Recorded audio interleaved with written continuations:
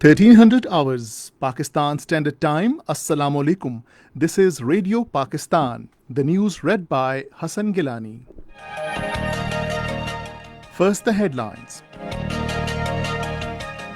Meeting of Federal Cabinet is in progress in Islamabad with Prime Minister in the chair discussing the damages caused by rains in different parts of the country. Foreign Minister says Pakistan has been effectively raising voice against human rights violations in Indian illegally occupied Jammu and Kashmir at every forum. World Health Organization has asked countries to take serious measures for suppressing transmission of COVID-19 before lifting restrictions. The third and final T20 match between Pakistan and England is being played at Manchester tonight. And now the news in detail. Meeting of the Federal Cabinet is in progress in Islamabad with Prime Minister Imran Khan in the chair. It is discussing the damages caused by rains in different parts of the country, especially in Karachi. The meeting will also review coronavirus situation in the country as well as other political and parliamentary matters. Foreign Minister Shah Mahmood Qureshi says Pakistan has been effectively raising voice against human rights violations in Indian illegally occupied Jammu and Kashmir at every forum. In a statement, he said he has kept the world aware of India's aggressive designs, verbally as well as in written. The Foreign Minister urged the civil society, international human rights organizations, and particularly the foreign media to collectively speak in this regard. He said the Indian government that claims of having religious freedom has crossed all limits of committing tyranny in Indian illegally occupied Jammu and Kashmir. He said Muharram processions were not allowed to be taken out in Indian illegally occupied Jammu and Kashmir, and the people who managed to come out to take part in the mourning processions were subjected to violence. He said people were arrested and pellet guns were used against them. 280,970 patients have recovered from COVID-19 in Pakistan. According to the latest statistics, there are now 8,881 active coronavirus cases in the country. Of the 20,882 coronavirus tests carried out over the last 24 hours, 300 new cases have surfaced. 4 new deaths have also been reported from the virus during the last 24 hours.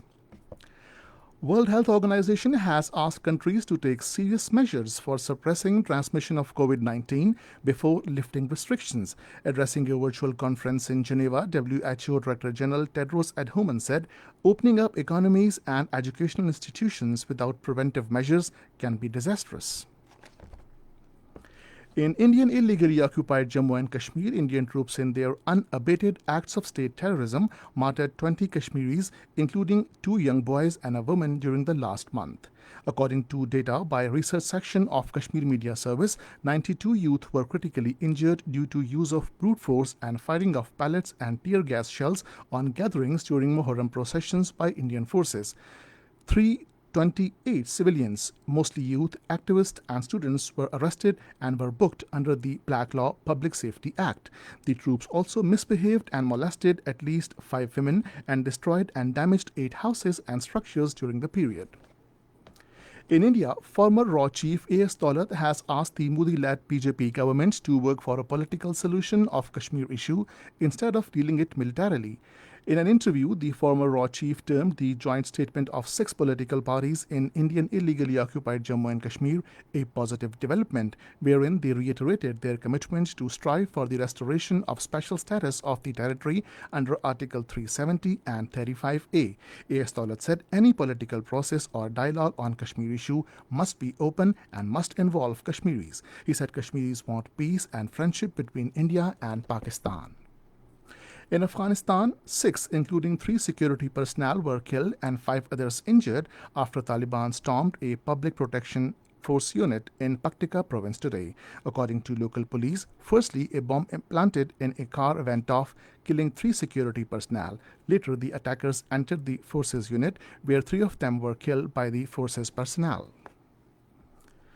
The third and final T20 match between Pakistan and England will be played at Manchester today. The match will begin at 10 p.m. Pakistan Standard Time. England leads the series 1-0. And this is the end of the news. For more news and analysis, log on to our website radio.gov.pk and also watch live video streaming of our bulletins on the link facebook.com/Radio Pakistan News Official.